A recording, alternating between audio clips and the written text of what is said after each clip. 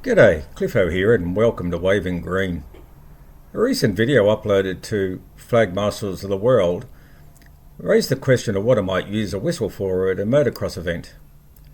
A whistle is very handy in road racing events to attract the attention of media that might be in the wrong place, attract the attention of other track workers who might need to have a risk identified to them to be able to attract their attention to direct them away from something, or to even raise with the public to get behind a barrier again, or behind a fence line.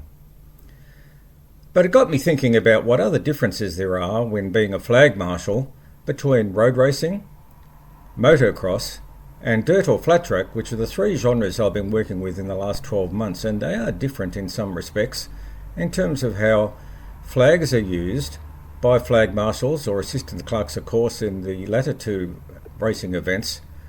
And so this short video is going to address three flags and how they're used a bit differently between road racing, motocross and dirt or flat track. Is all stations waving green except for 12 who is waving yellow? So it goes without saying that flags are an important component of the risk management process for all kinds of motorsport, whether it's four-wheeled, two-wheeled, and a lot of other sports too, where flags indicate some sort of rule, penalty or control mechanism to be able to manage the risk of those particular activities. In road racing, we use a plethora of flags, and increasingly we're also using LED light panels to be able to send messages out to the drivers or riders on a track in such an efficient and easily understandable way that they understand the risk that perhaps might be coming up in front of them as they move around the circuit in a racing formation.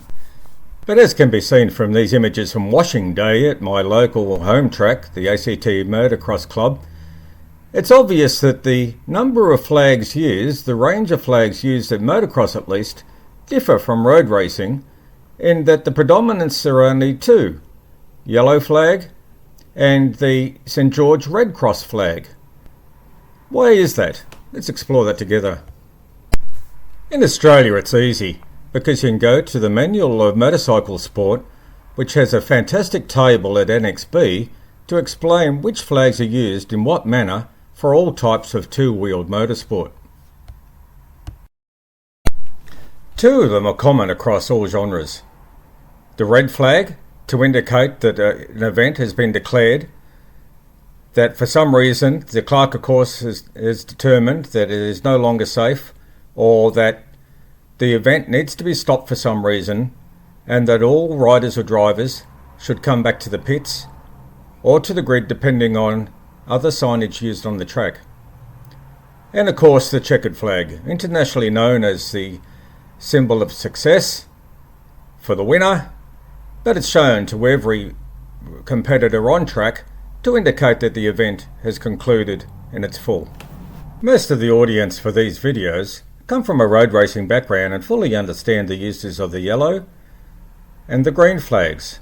Yellow indicating various levels of caution, can be used at the start of an event to indicate that the grid workers are out on track as bikes come around the last corner and start to form up on the grid, indicating that the risk is that there are personnel on the track. But also during a race event, that something's going on in front of them, that as bikes enter a particular flag sector, that something is happening with a stationary flag, either indicating that there is something going on that they need to be aware of. A waved flag ahead of the stationary flag indicates that the hazard is in that sector. So in progression, as bikes move around the track, they should see a stationary yellow flag, then a waved yellow flag indicating where the hazard is, and then another flag, a green flag, used to indicate that they are through the area of concern and that racing can resume.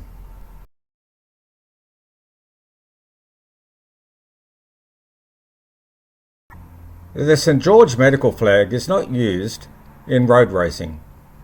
A diagonal Red Cross flag is used to indicate rain. But things are very different in motocross. Instead of the plethora of flags, that road racing marshals need to use to be able to control their sector and indicate the appropriate level of hazard ahead, motocross flag marshals only require two: a yellow flag and a medical flag, the St George flag. These can be used in combination to indicate a level of risk ahead for riders approaching that flag post section. A stationary yellow flag is often used in a sighting lap. During the event, a stationary yellow flag indicates that there's a caution ahead, that perhaps a rider has fallen, is able to get up, the bike may be stalled, is being restarted, that the risk is low, but nonetheless there is some occlusion to the track ahead. Riders need to be aware of this, but don't necessarily need to change what they're doing as they move through that section. In the event that a rider has fallen, he is perhaps trapped under the bike in mud, or is struggling because of some medical concern, then a waved yellow flag is used, and riders need to take an extreme amount of caution. They may be coming through that section at racing speed with somebody ahead or something ahead, which is going to cause them a severe level of risk. The waved yellow flag indicates that, and riders need to take the appropriate amount of caution moving through that section.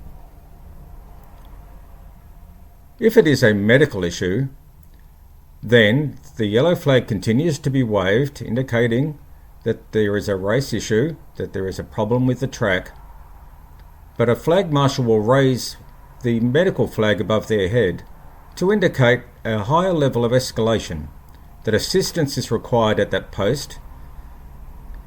Raising it above their head makes it visible so that all staff around that area, whether it's an assistant clerk of course, other track workers or the medical staff, can quickly look and see exactly where the scene of concern is and can start moving towards the incident. Once staff are at the trackside and attending to the rider, then it has escalated yet again. It has moved from being a race event to being a medical scene. The yellow flag is then dropped and the medical flag is then waved to indicate that the utmost amount of caution needs to be used travelling through that section. Riders moving into that section must slow down, follow direction of track workers indicating what side of the track to move to, and must move through at a slower pace. This allows medical staff and assistants clerk of course and those attending to the fallen rider to get on with assisting that rider and clearing that track in a safe and efficient manner.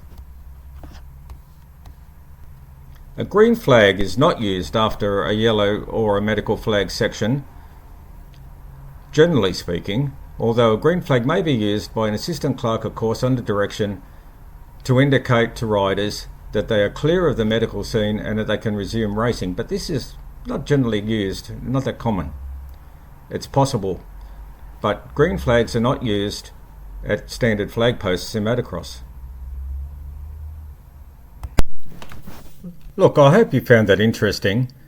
I kept it fairly simplistic and some of the details were missing.